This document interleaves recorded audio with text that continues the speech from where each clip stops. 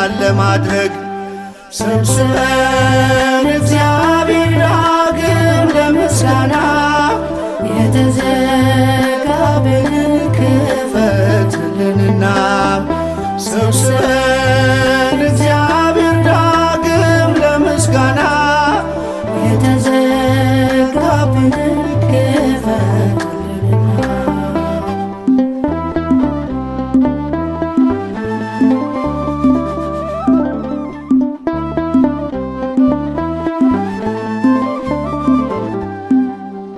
ቤታችንን ዘግተን አለን በሰቀቀን በደጅህ በኅብረት መቀመጥ ናፈቀን።